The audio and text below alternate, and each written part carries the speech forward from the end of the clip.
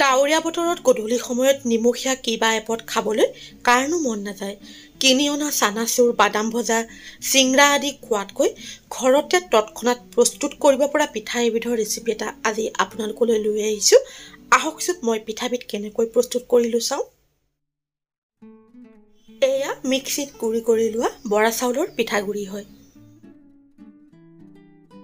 এই কাপটোৰে 2 কাপ বৰা চাউলৰ পিঠাগুড়ি লোৱা হৈছে।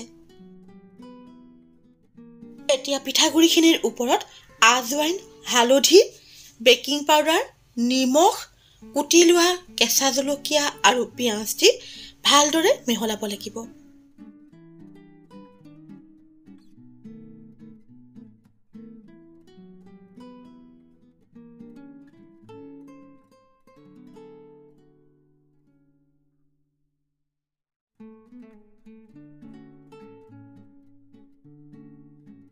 এতিয়া আধা কাপ পানী দি পিঠাগুড়িখিনি ভালদৰে আটা মঠাৰ দৰে মঠি ল'ব লাগিব।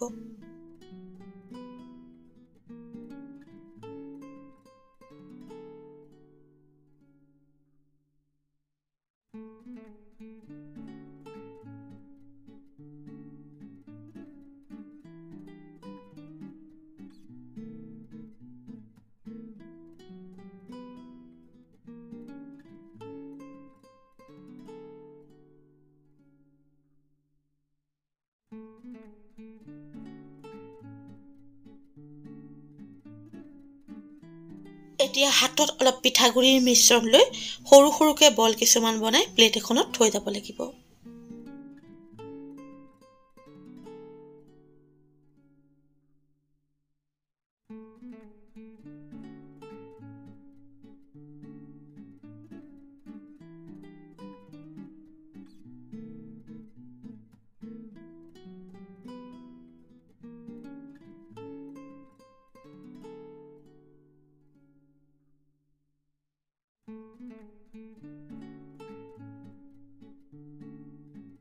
এতিয়া ননষ্টিক পেন এখন গেছত গৰম কৰি তাত প্ৰয়োজনমতে ৰিফাইন তেল দি তেলখিনি ভালদৰে গৰম হ'বলৈ দিব লাগিব।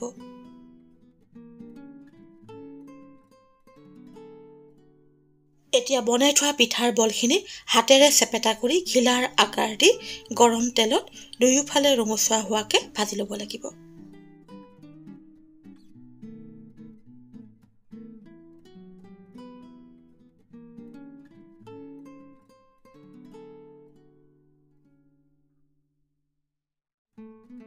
বৰা চাউলৰ পিঠা ভাজোঁতে অলপ অন্যমনস্ক হ'লে ইটো পিঠাৰ লগত সিটো পিঠা লাগি যায়। মোৰো একেই হ'ল চাওক। বাকীখিনি পিঠা সাৱধানেৰে ভাজিব লাগিব। প্ৰিয় দৰ্শক, মোৰ এই চেনেলটোত আমাৰ পৰম্পৰাগত বিভিন্ন ধৰণৰ সুস্বাদু ৰেচিপিৰ ভিডিঅ' চাবলৈ পাব। এতিয়াও যদি আপোনালোকে মোৰ channel Aroma of North East কিচেনক ছাবস্ক্ৰাইব কৰা নাই, অনুগ্ৰহ কৰি ছাবস্ক্ৰাইব কৰিবচোন আৰু লগতে কাষত থকা বেল আইকনটো টিপি দিব।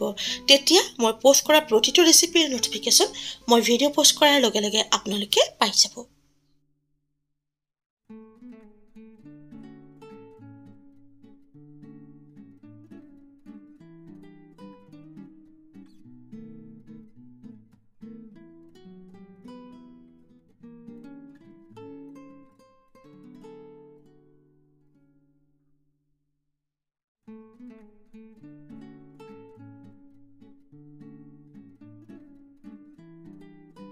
পিঠাখিনি ভজা হৈ গৈছে।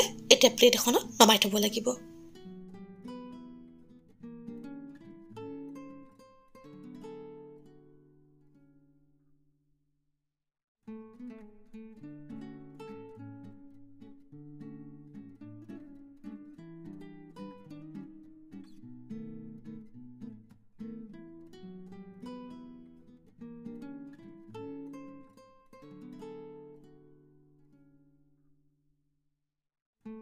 ঠিক একেদৰে বাকীখিনি পিঠাও ভাজি ল'ব লাগিব।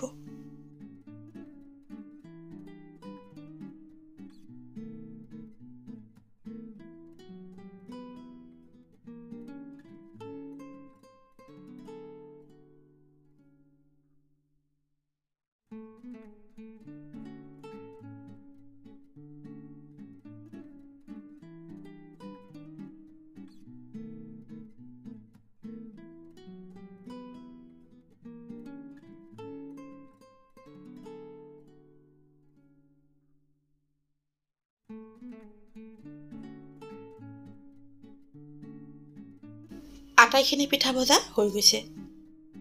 প্ৰথমতে দিয়া তেলখিনিৰে আটাইখিনি পিঠা ভজাৰ পিছত এইখিনি তেল বাচি গ'ল।